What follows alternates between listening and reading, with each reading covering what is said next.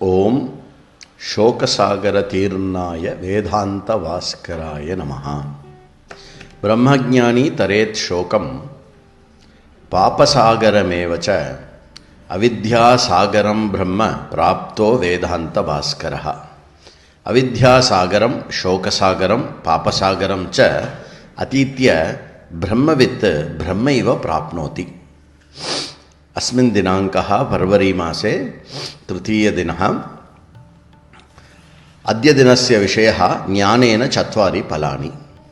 ஆத்ம ஞானத்தினால் ஏற்படக்கூடிய பலன் என்ன, அதுதான் இன்றைய தலைப்பு. இதற்கு எடுத்துக்கொள்ளப்படுகின்ற ஸ்ருதி வாக்கியம் முண்டகோபனிஷத்தினுடைய 3:2-9வது மந்திரம் 3-9.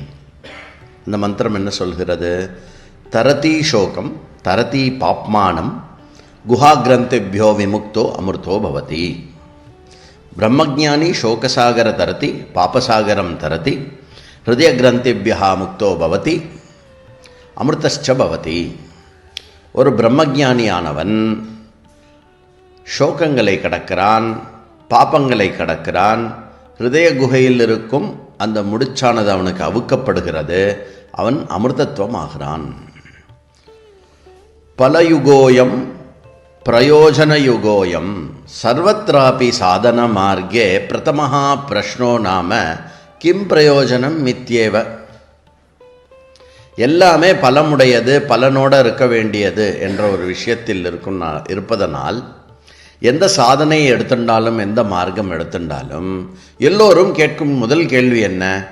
இது பண்ணுறதுனால என்ன பிரயோஜனம் அப்படிங்கிறது தான் முதல் கேள்வி.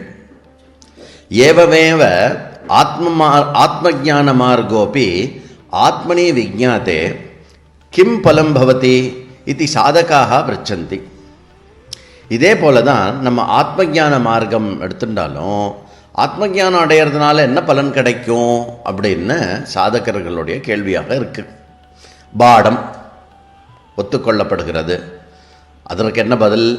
ஆத்மஜானேன இமானி சத்வாரி பலானி பவந்தி. முக்கியமாக ஆத்ம ஞானத்துக்கு 4 பலன்களை சொல்லலாம். இந்த முண்டகோபனிஷத்தினுடைய ஸ்ருதியை அடிப்படையாக கொண்டு இதே தான் அனைத்து ஸ்ருதிகளிலும் ஆத்ம ஞானத்தினுடைய பலனாக கூறப்படுகிறது. முதலாவது என்ன? ஆத்ம ஞானேன சோகசாகரம் தரதி. ஞானேன சர்வே சோகாக நஷ்யந்தி.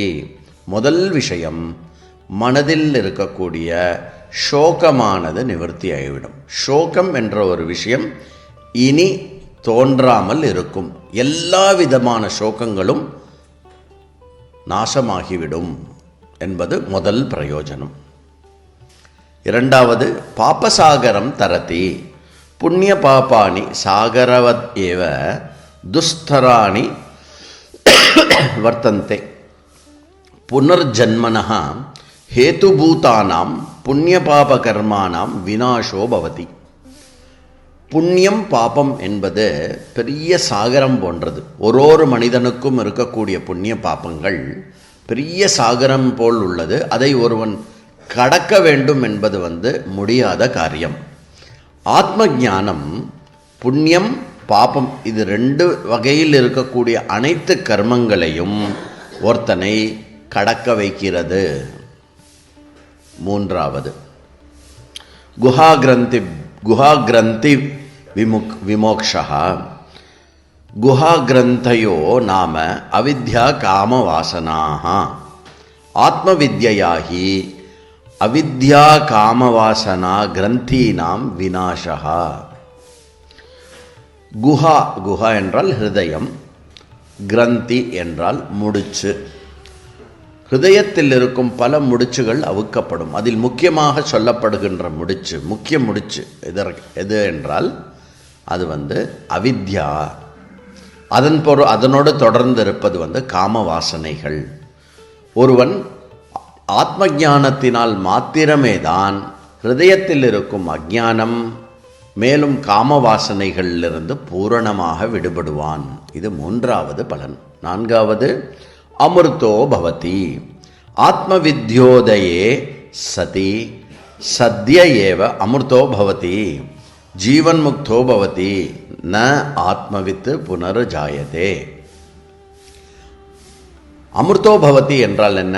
அவன் மரணமற்றவன் ஆகிறான். எப்பொழுது மரணமற்றவன் ஆகிறான்? ஆத்ம வித்யை தோன்றும் அக்கணமே அவன் அமிர்தன் என்று தன்னை உணர்கிறான். மீண்டும் பிறப்போ இறப்போ அதற்கு உட்படாதவன் நான். அதாவது பிறப்புக்கும் இறப்புக்கும் உட்படுவது அனாத்மாவான சரீரம், நான் என்ற தத்துவம் எப்பொழுதுமே விளங்கி கொண்டிருப்பது என்பது என்ற அமிர்தத்துவமானது அவன் மனதில் நிறைந்து ஜீவன் முக்தனாக அவன் திகழ்வான் என்பது 4வது விஷயம்.